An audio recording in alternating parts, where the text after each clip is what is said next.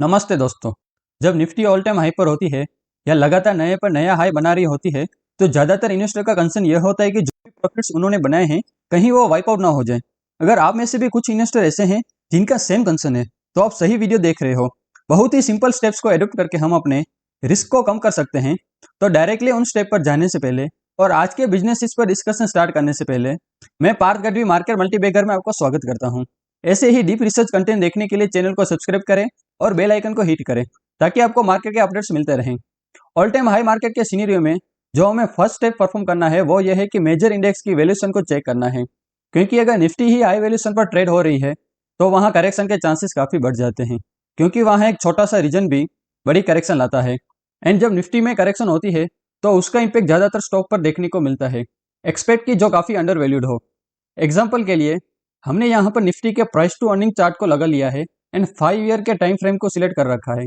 तो सबसे बड़ा फॉल जो हुआ था वो कोविड वाला था, और उससे पहले अगर हम निफ्टी के प्राइस टू अर्निंग को देखें तो कोरोना क्रैश से पहले तो वो था 28.67। इनफैक्ट कि उससे पहले तो यह प्राइस टू अर्निंग जो है ये 29.73 भी चला गया था।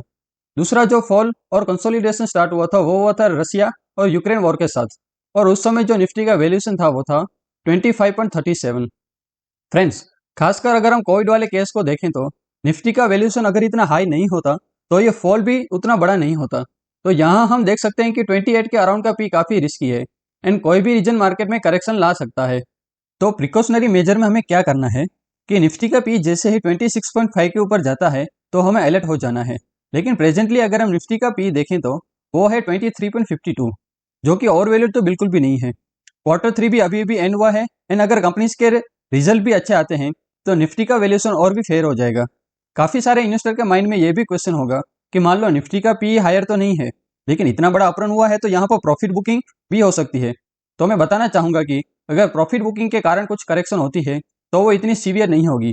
दूसरा, ऑल टाइम हाई मार्केट के सिनेरियो में हमें जो स्टेप परफॉर्म करना है वो यह है कि हमें अपने पोर्टफोलियो का वैल्यूएशन चेक करते रहना है एंड उन स्टॉक को शॉर्टलिस्ट करना है जो अपने all time high price to earning पर ट्रेड कर रहे हो।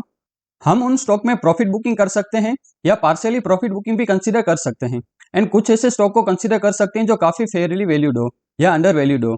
तो इसलिए आज की वीडियो में हम कुछ ऐसे स्टॉक को लेकर आए हैं जिनका बिजनेस भी सॉलिड है, फ्यूचर आउटलुक भी अच्छा है एंड सबसे इंपॉर्टेंट वैल्यूएशन काफी अट्रैक्टिव है, सो दैट अगर मार्केट में करेक्शन भी हो तो इन स्टॉक में हमें ज्यादा करेक्शन देखने को नहीं मिलेगी।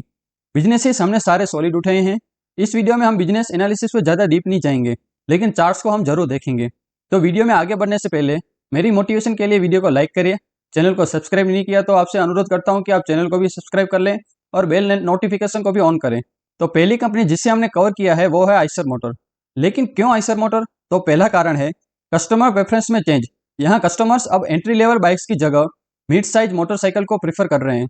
तो यहाँ आप देख सकते हैं कि जो ग्राफ है ये मोर देन 250 सीसी मोटरसाइकिल का, एंड ये ग्राफ लगातार बढ़ता ही जा रहा है and presently 8.2% market share more than 250 CC motorcycle segment के पास है।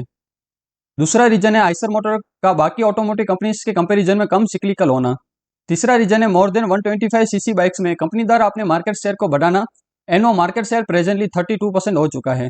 एंड इंडिया की टोटल मोटरसाइकिल मार्केट में कंपनी का शेयर 7.4% हो चुका है। फोर्थ रीजन है कंपनी की बढ़ती हुई ग्लोबल प्रेजेंस। यहाँ आप देख सकते हैं कि कंपनी अमेरिकन मार्केट में, एशियन पैसिफिक मार्केट में and European, middle east and African market में अपने मार्केट शेयर को लगातार बढ़ाती जा रही है। सिर्फ 4 सालों में ही कंपनी के वॉल्यूम में 4.5 टाइम्स की ग्रोथ हो चुकी है। उसके बाद कंपनी की रेवेन्यू में इंटरनेशनल बिजनेस का कंट्रीब्यूशन भी लगातार बढ़ता जा रहा है और वो प्रेजेंटली 14.4% हो चुका है, जो कि अमेजिंग है। और सिक्स्थ रीजन है कि कंपनी का जो नॉन मोटरसाइकिल बिजनेस है वो भी काफी अच्छा है एंड प्रेजेंटली कंपनी का रेवेन्यू में नॉन मोटरसाइकिल बिजनेस का कंट्रीब्यूशन 14.1% हो चुका है, जिसमें हेलमेट आती है, अपरेस आते हैं एंड कुछ और एसेसरीज आती हैं। चार्ट में देख सकते हैं कि स्टॉक अभी अच्छे सपोर्ट पर है, जो पहले स्ट्रॉन्ग रेजिस्टेंस हुआ करता था, और साथ ही स्टॉक का RSI 33 है जो कि नियर टू ओवरसोल्ड जोन में है।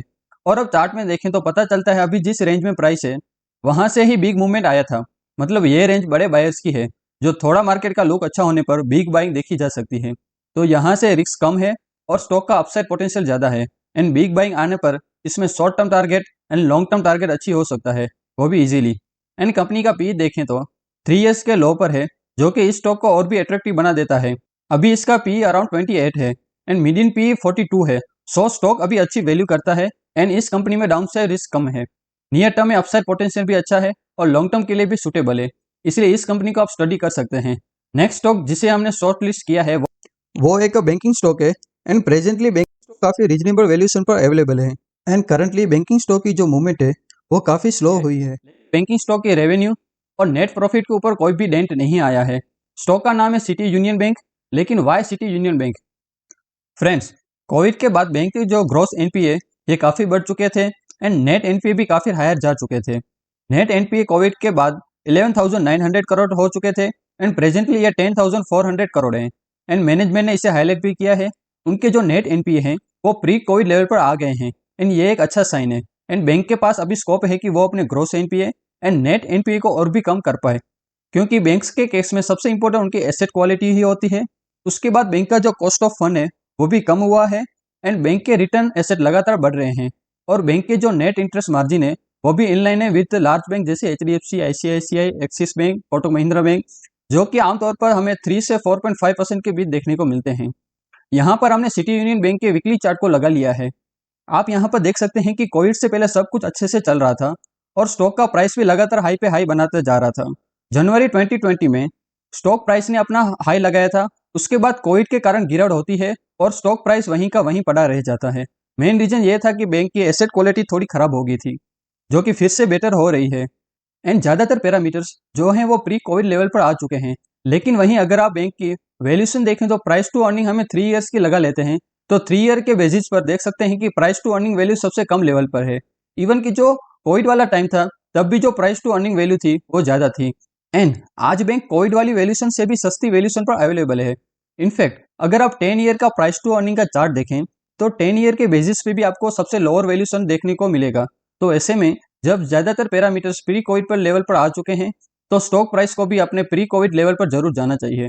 तो अगर ऐसा होता है तो यहाँ से कितना अपसाइड होगा एक बार हम मेजर करके देखें तो यहाँ हम देख सकते हैं कि ऑलमोस्ट 17% का अपसाइड है। एंड अगेन ये हमारी स्टडी है, कोई गारंटी नहीं है। बैंक के ज़्यादातर पैरामीटर्स बेटर हो रहे हैं, इसलिए इससे आप फर्दर भी स्टडी कर सकते हैं। दोस्तों, ये है आज का वीडियो। अगर आपको हमारी स्टडी अच्छी लगी है तो हमारी मोटिवेशन के लिए वीडियो को लाइक जरूर करें। चैनल को सब्सक्राइब नहीं किया तो रिक्वेस्ट करते हैं चैनल को सब्सक्राइब करें, बेल नोटिफिकेशन को भी ऑन करें। कैसा लगा वीडियो कमेंट सेक्शन में जरूर बताइएगा। यह वीडियो सिर्फ एजुकेशन पर्पज के लिए था। इन्वेस्ट करने से पहले अपने फाइनेंशियल एडवाइजर की एडवाइस जरूर लें। मिलते हैं आपसे अगले वीडियो में।